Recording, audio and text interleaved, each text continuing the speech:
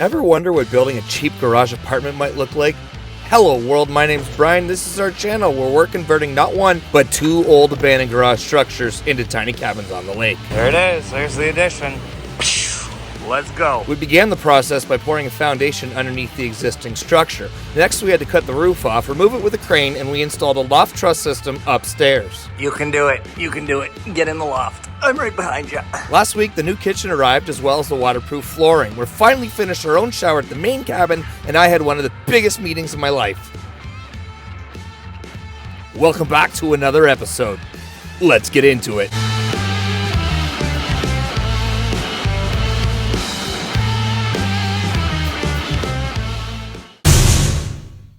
Wow. Hello, good afternoon, good morning, good evening, wherever and whenever you might be.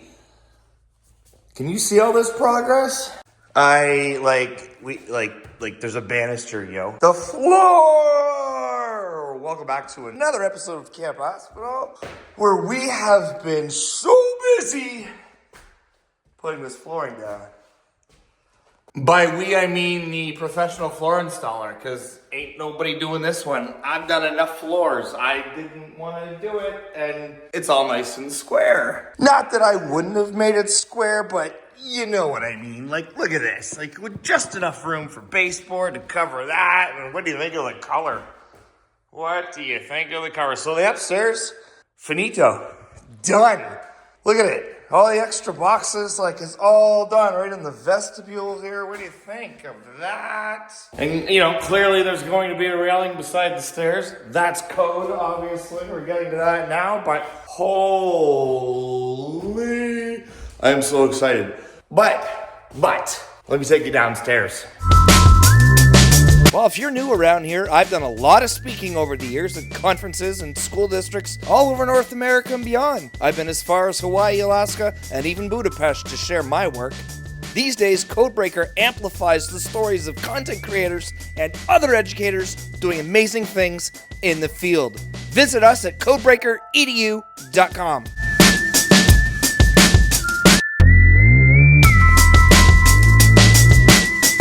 Okay, so and they even, they cut that out, and that's been glued. Like, this thing, I feel like I could drive into that, and it wouldn't move.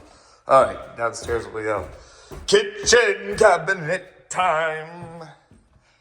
Somebody has been busy opening boxes.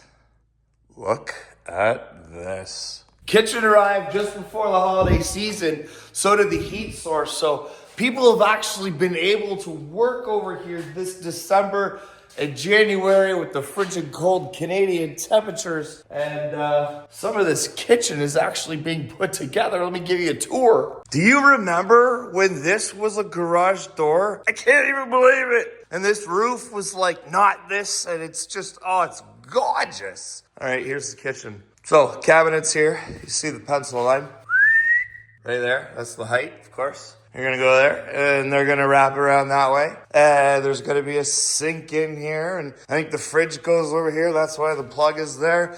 Stove goes over here. That's why there's the plug down at the ground, and it's all coming together. So we're going to get the cabinets built over here, and then start tackling the flooring. Now that the flooring's done upstairs, the flooring can be done on the stairs. We get some of those tread doodad things, to cover the lip. Get these cabinets put down in the kitchen with the kick plates on the bottom. Then we can do all the flooring down here. And then it's time for trimming doors. Looks like somebody's going to have a fun time here, huh? Cardboard bonfire, people.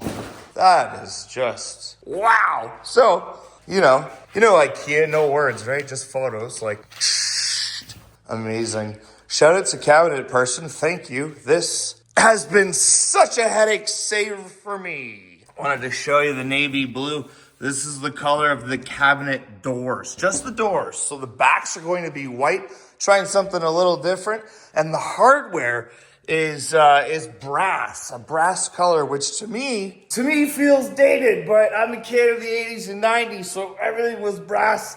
I can't believe it's back. Why am I over here? I wanted to show you hardware. No, and we're gonna go with the tread of the regular flooring, and then I think we're probably gonna do a brass transition strip on each stair too, to pop with those with the kitchen cabinet hardware. Man, this thing is just cranking out. This feels fantastic. It's heating the place, no problems. There's 2 heat sources. There's one here, one directly upstairs on this gable end right here. This 800 square foot building. Toasty! Oh, does that give you a migraine? Like, just looking at this overwhelms me. It's a box of boxes of, no thank you. Anyway, let's come over here and look at more cool things. I don't know. So the backs of the cabinets are all white. The faces of the cabinets are all that navy blue that you saw. This is how much flooring is left. Hardly even put a dent in it from what I can see. So we picked out a vinyl waterproof. We do sit on cement. We're on a concrete floor. Vinyl waterproof with the foam pad attached to the back, super quick. But it looks like hardwood, as you saw. That's that. Like, it just keeps going. Like, what? Individual boxes, individual pieces, individual screws. You couldn't pay me enough to put this together. No way. I don't even know where half of this stuff goes. I think Steph has a 172-page PDF document of this layout that they're trying. Somebody's trying to get it printed, is what I heard, so we can map out where these things actually go in proximity to everything else, but leaving room for the appliances on those 2 walls.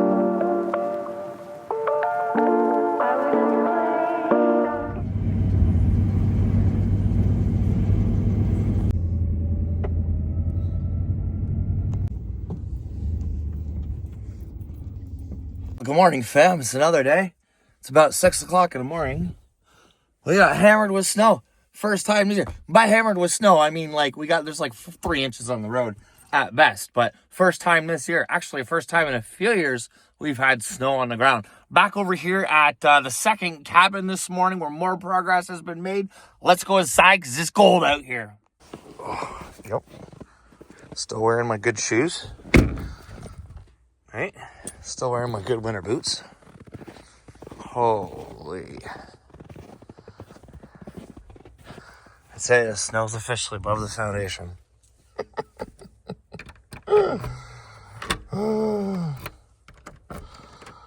Oh, come on. Come on. Okay.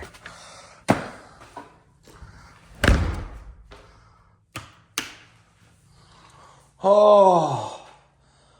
Welcome back. Wow. So, welcome back, friends and fam, to Canadian snowy Saturday in January. More cabinetry was put together yesterday. I can't even believe it. We started to actually get the feet on some of these things. Like, there's the track, right? The track's on the wall, the pencil lines are on the wall. This has to get hung and leveled, and we got the feets there, and some of the other cabinets here, of course. And these ones are all ready to go, but man, trying to get these things level and trying to find the studs and being mindful of the plumbing and making sure the stove's going to fit. Like playing Tetris. Although I was really good at Tetris, I'm not good at packing the trunk before we go on a road trip, if you know what I mean. Fam, like, there's so much stuff. Look at this. Hinges and more hinges and more hinges and other hinges. Okay, let's have a look. I know. We got the tracks, right? So these cabinets, they hang. This gets mounted on the wall. They hang. Then you adjust the feet for some more support. Okay, stove's going to go here. I believe that this is where the sink is going to go. So we have to get the holes drilled for the pluming at the back. I think these are uppers because this is where the fridge goes, right? I know that there's supposed to be a row of uppers up there. Well, we still got all these. These are clearly going to be uppers. And I think they had glass door faces so you could see everything in behind, right? Because this is such a tall ceiling, right? It's an 11-foot ceiling. So putting things up there, you know, you need a stool to get to them anyway. So that's gonna be all glass. This is the countertop. Look at it. This is the countertop. That's the color of the countertop. Right there. Don't tell anybody I showed you and did that. There's the color because it matches the flooring, right? Oh, strategy there. So we got the two pieces, right? One's over there, and then the big one, of course, is gonna go on that wall. But what do you think? What do you think of that color for a kitchen countertop? We'll see what the team did upstairs. Turn some of these lights on. We're still letting this thing sit. It was just glued and screwed, and so we're gonna let that sit for a day or two. Become rock hard before we, you know, put this row in here. But here we are upstairs. We hit another light.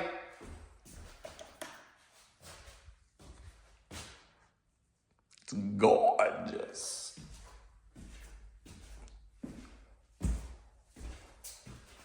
What do you think? I'm a big fan. I'm a big fan of the dark color. So this dark brown with the brass accents, right? The cabinet hardware and the floor treads, and the navy blue cabinets on the face of the kitchen cabinets downstairs with the white at the back with the dark brown popping. That's how it's gonna look. And I can't believe it. Like, here we are. I think we started this process a while ago, 2 years ago, but we actually started like the bulk of this build this past spring. Let's go, people. Oh, looks like the boys got it printed. All right, I was talking probably in the earlier of this video, I don't remember what video it was, about trying to get this thing printed. There it is. So this doodad right here is that sidewall, right? Boom. So this front is this front right here. And then it's these uppers that I believe are all going to be glass. So these ones, I'd forgotten about this row around the window. That's what these tall ones are here. And that's why some of these lines are here. They go up, whoosh, you know, around that window there. So there she be. There she almost be. Yeah, no, I have outgrown these days. There is no way I'm doing that anymore. Nope. It's a cabinet person, flooring person.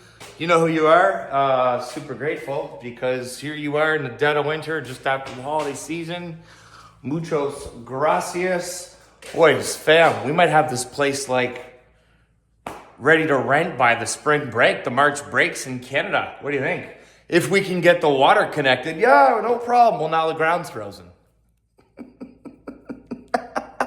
It's not hard for them to dig with a frozen ground, but trying to get it done, trying to get somebody who can come out here and try and dig approximately where we think the wastewater lines are to connect to services, because they're way out there somewhere at the road we found in a document from 1988 when they were installed. We got bombarded. Look, that's right there. That's right there. That's what bombarded in snow is where I live, right there. It's been a minute since I've showed you the bathroom, I think. I don't know if we have lights in here. Oh my goodness. And a fan.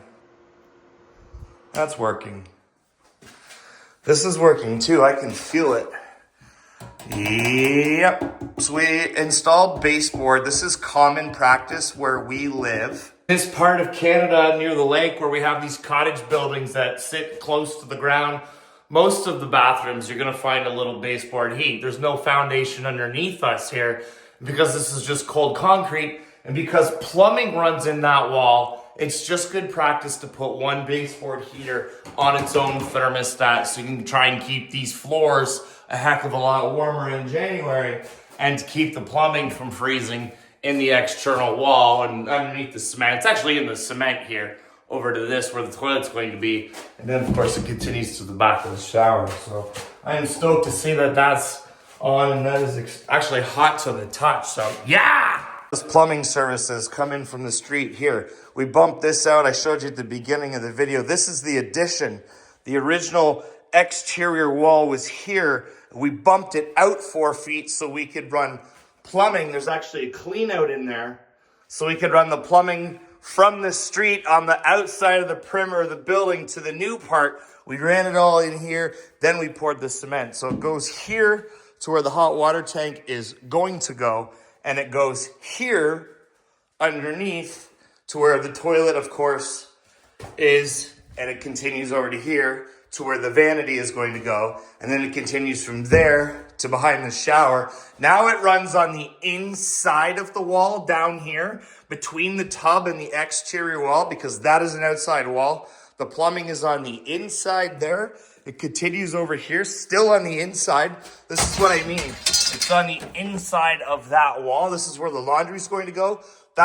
Those plumbing lines are going to stay on the inside and continue inside the cabinets over to here.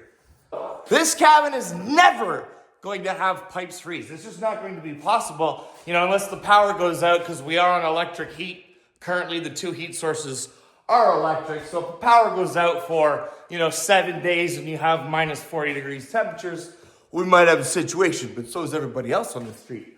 Otherwise, no, we're good. We're using the PEX lines, so they're plastic. They're not known to freeze or split, and they're run on the inside of the building in all cases. And where they aren't, well, I showed you that baseboard heater. I guess we're getting a dishwasher, hey?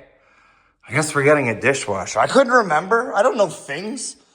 I don't see a spot for a dishwasher. I see a spot for a fridge, and I see a spot for a stove. Oh, look, we have a microwave here, too. I wonder if that's here. I don't even know. I think so. No, those don't look like microwave boxes to me. They don't. These must be all the doors, wouldn't you think? Because they're all so thin. They could be sides of another cabinet, too, but... No, they're not doors because they're white. The doors are blue. There's one over here. This is what they look like. This is how they're going to look. Pull it out. Scratch the first one. There we go. A nice modern dark blue with that dark color flooring. Like that. With the countertop. Like that. And then, of course, the brass hardware from 1997.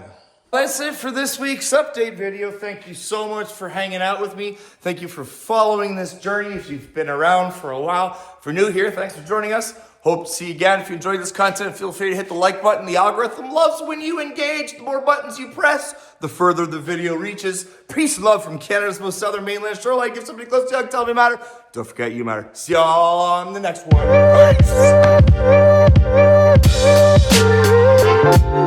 Peace.